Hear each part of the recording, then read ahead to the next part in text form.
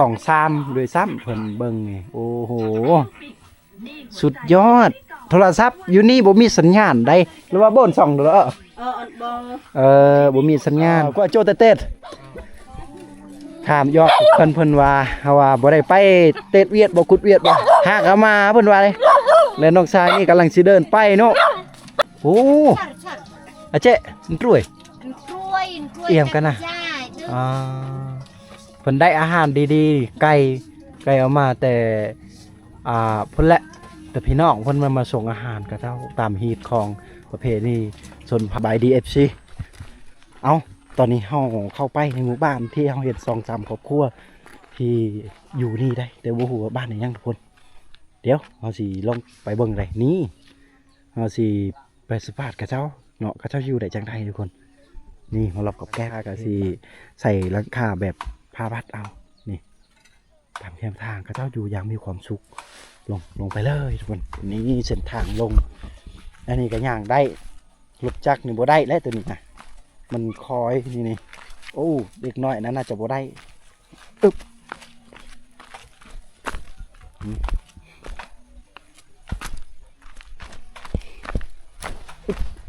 มาเละโป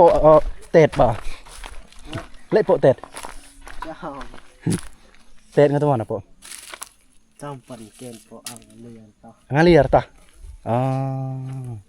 เราถามน้องชายเพิ่นว่าบ่ได้ไปกินเตดเวียดบ่หรือว่ากุดเวียดบ่เพิ่นว่าฟังเบิ่งก่อนท่าหมู่ก่อนหมู่เพิ่นอยู่พุ่นท่าหมู่เพิ่นไปเพิ่นว่าก็สิไปสิเกี่ยมโอ้แต่นี่ไปก็ดีดาวๆลังนั่นแหละก็สิวันเลยนะโพเลยถ้าแต่นี่ไปเวียดก็น่าจะค่ำพุ่นแหละดึกๆพุ่นแหละฮอดนะเกาะมันเท่าแก่เกาะแบะอ๋อเขาถามว่านี่แม่น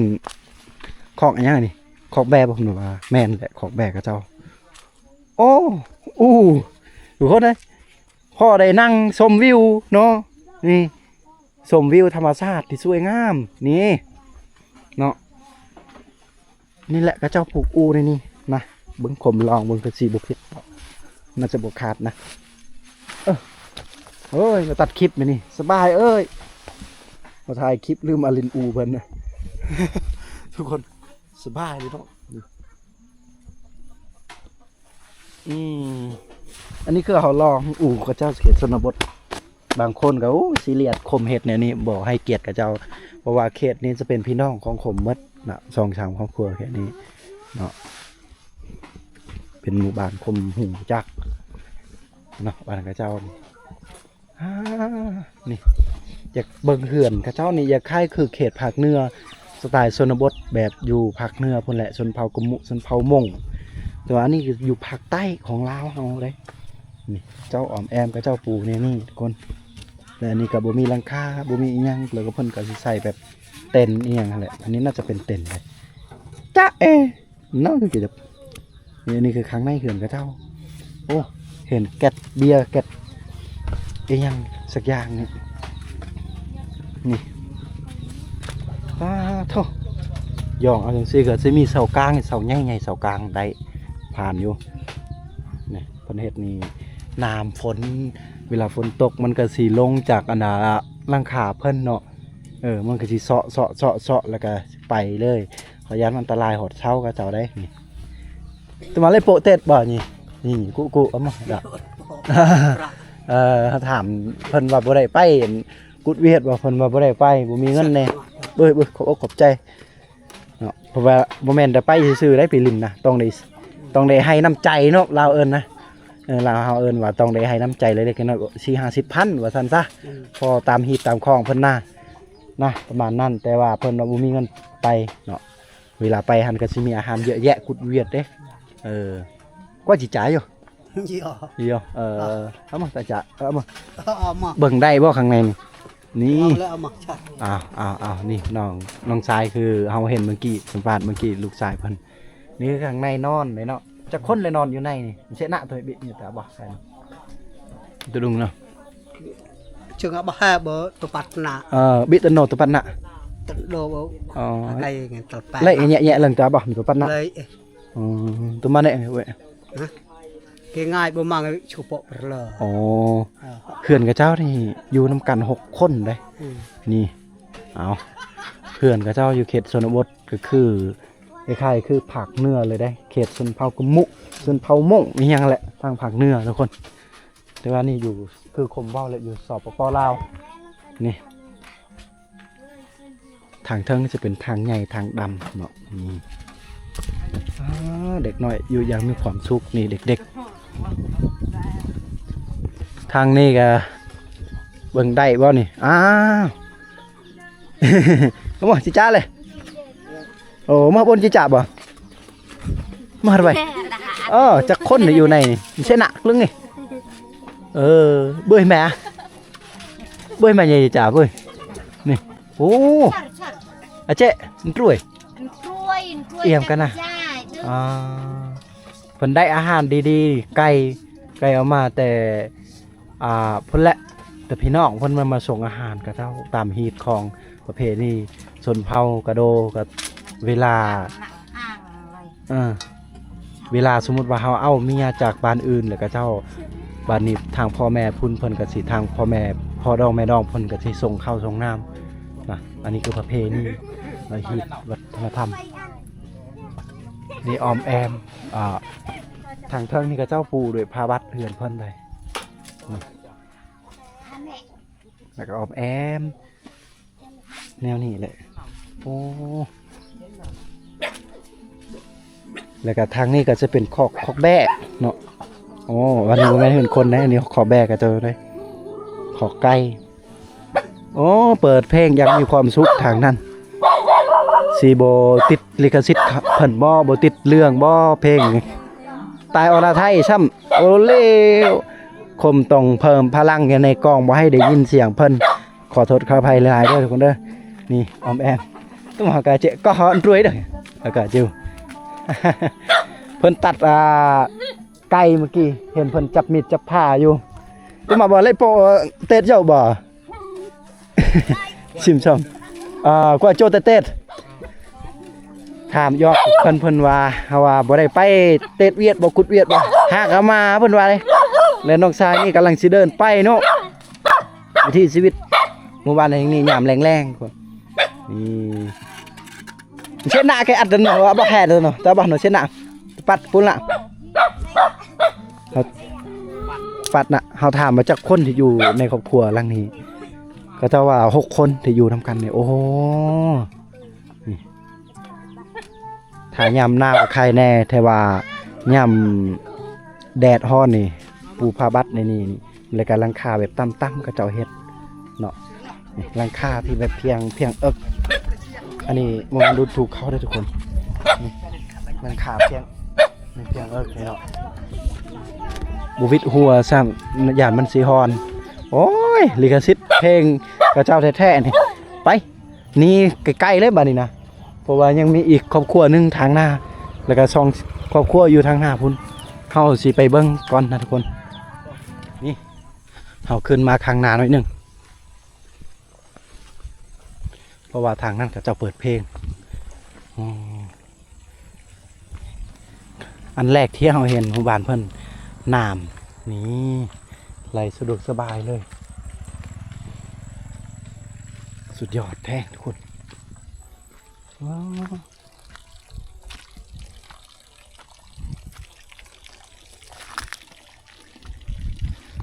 วมาตะบ่จ้าจันจิจ้า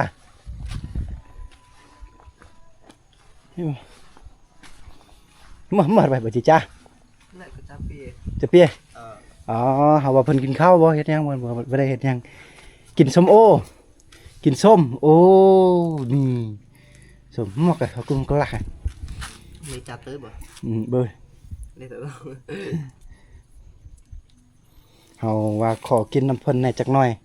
นี่เพราะว่ารู้สึกแบบอยากอ้วกนะทุกคนเสียดายเนาะตัวไม่บ่เอาไปได้เฮาถามว่าจักคนอยู่นี่เพิ่นว่าเพิ่นอยู่ผู้เดียวพ่อแม่อยู่ให้ตัวก็สุดยอดเท่านี้แต่ว่าเสียดายเฮือนกับเจ้าเนาะเท้าจะเป็นเฮือนแบบรีสอร์ทยังคักเนาะสมธรรมชาติแบบมันจุดสูงแน่มุมสูงแน่เราเบิ้งธรรมชาติทางนี้ก็ได้เนาะงามแล้วก็ทางนั้นอีกแน่ ก็สุดยอดเลยนี่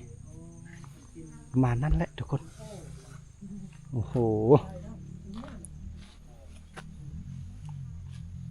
ผมมักแบบเบิ้งธรรมศาสตร์จริงๆเลยน้ำไหลใส่สวยบวกขาดทรายเลยอันนี้ก็จะเป็นส่วนเล็กๆน้อยๆเพิ่นเฮ็ดเพิ่นทำปลูกผักอีคู่ผักอีหยังหลายๆอย่างก็ได้อยู่แต่ว่าทางใหญ่คือทางลุ่มเพิ่นแหละเพื่อนหลังพ้นก็เจ้าเปิดเพลงเมื่อกี้นะเอาบ่ได้ไปเลยทุกคนยามเย็นยามแรงแล้วทุกคนเอ้ยก็เจ้าเก็บกูแคมเนาะเก็บกูแคมแล้วพอดีพอค้าเพิ่นก็สิมาสอกมาซื้อในหมู่บ้านเพิ่นนี่โอ้หนองมาอ้อแก่จ่อโย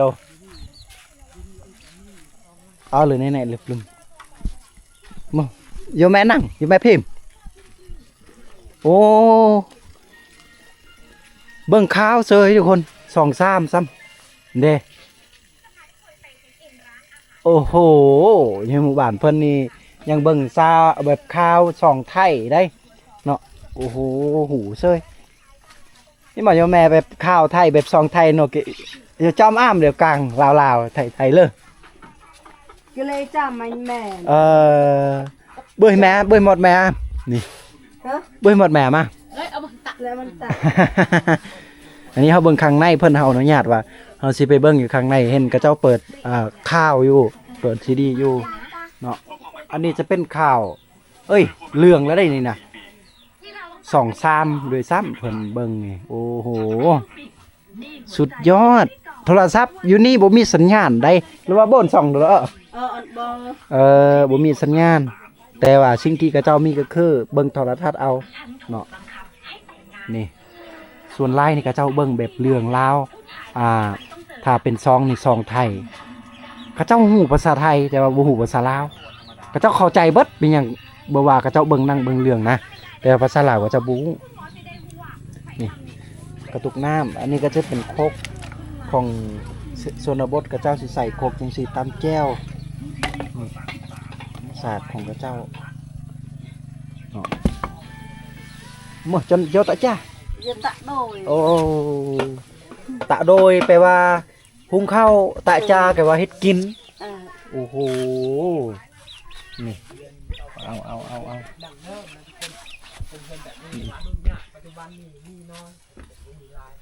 สุดยอดเอามาตะวันไปจีจ่าบ่ดอมมารวยเขาถามเพิ่นว่าได้อีหยังเลยของกินนี่แต่เพิ่นว่าไก่ได้ไก่เอามาแต่พอดองแม่ดองพุ่นละนี่สุดยอดเส้นหนาอัตราบ่เนาะ1 บาทน่ะแฮอ๋อ2ผัวเมียนอนอยู่นี่เนาะอันนี้คือครอบครัวที่อบอุ่นที่อยู่แบบเงียบแบบเรียบง่ายทุกคนเนาะโอ้โหเบิ่งข่าว2ไทยด้วยซ้ำเนาะอันนี้ก็จะเป็นบอนนอนของพระเจ้าแบบคันเอาแต่ว่าบ่มีแบบคำว่าประตูต้องได้หลอกยังบ่มีกระเจ้าใส่แบบผ้าเอาแน่นี่เลยพวกเอาก็แล้วเลยในวิถีชีวิตชาวบ้านเพิ่นอันนี้จะเป็นกออ้อยกระเจาะยังพอได้ใส่มีดใส่ผ้าใส่แวกไปชวนไปให้น่าจะเป็นของเด็กน้อยอันนี้เด็กน้อยใส่ผู้ใหญ่ก็ใส่ได้แวกแบบเสียให้เสียหญ้าวิถีชีวิตเนาะอธิบายหรือว่าผมกำลังสื่อวิถีชีวิตชาวบ้านเพิ่นเลยนี่ทางนั้นก็จะเป็นกล้วยกระเจ้าปลูกเอามาหอบหมู่บ้านเพิ่นนะ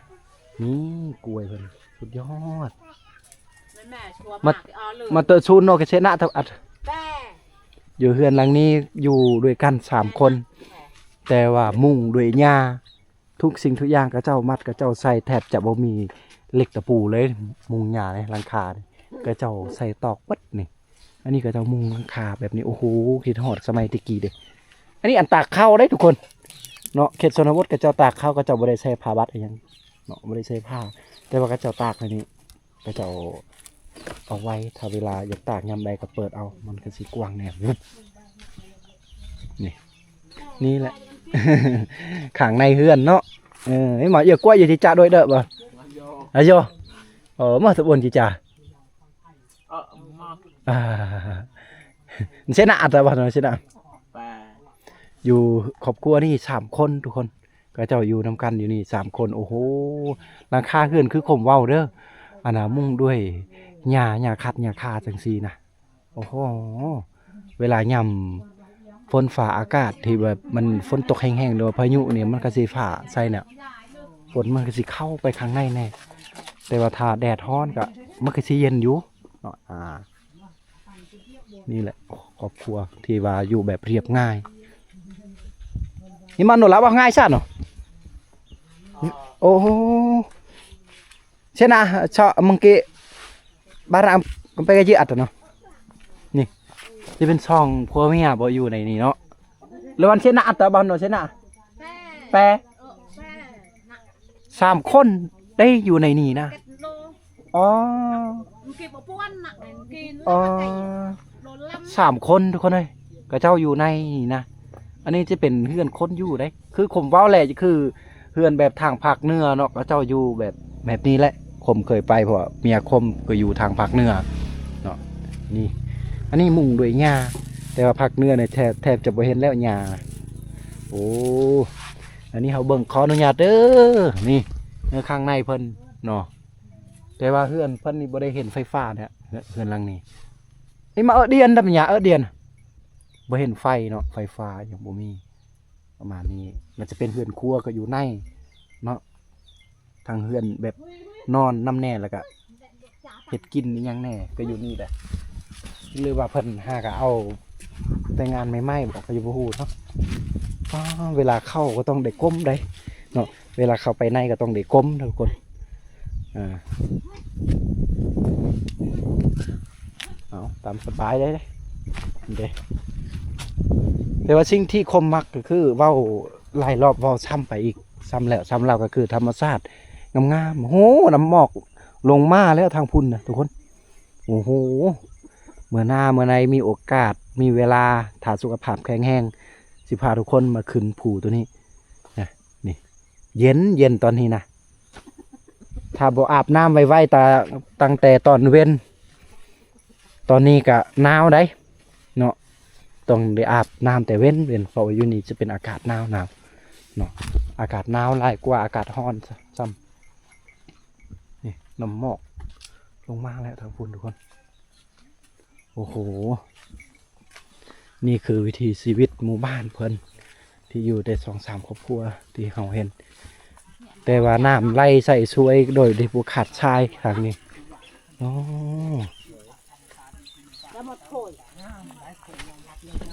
อันนั้นน้องคุยเบิ่งอีกเพิ่นกินแจนตับโดย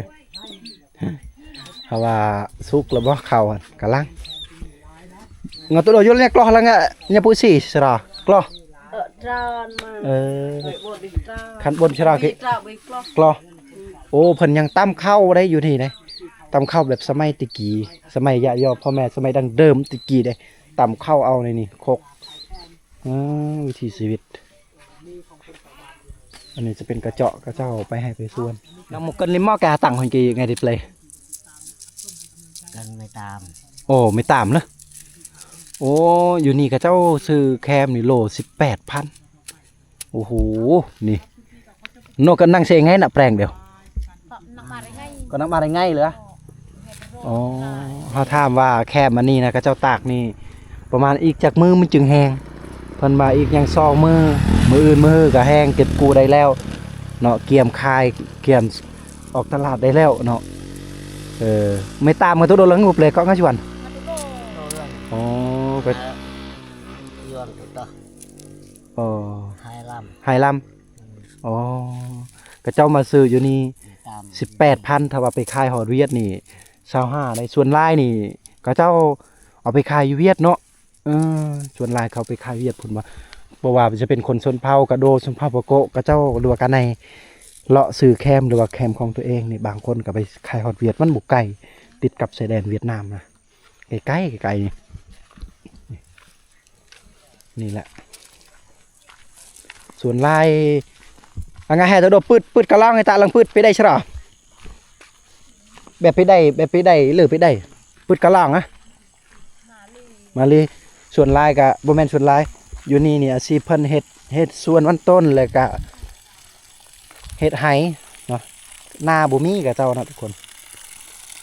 โอ้ยน้ำไหลใส่สวยสะดวกสบายอุ้ยเย็นเย็น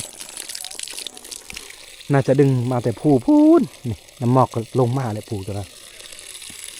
นี่หญ้าคัดหญ้าค่าทุกคนหญ้าที่เขาเจ้ามุงหญ้ามุงเฮือนเฮ็ดนี่ตัดเอาตัวนี้ก็สะดวกสบายแล้วนี่ตัดเอาหญ้าตัวนี้แล้วก็มามุงมาแปลงเฮือนเฮ็ดหลังคาเฮือนใบอยู่ได้โอ้เต็มเลยหญ้านี่เอามาเกี่ยวหญ้านี่ได้อยู่แต่ว่ายังสั้นๆเนาะยังสั้นอยู่แต่ว่าความหมายของความว่าได้ก็คือหญ้าตัวนี้เฮามุงเฮือนได้เนาะโอ้โหสุดยอดเลย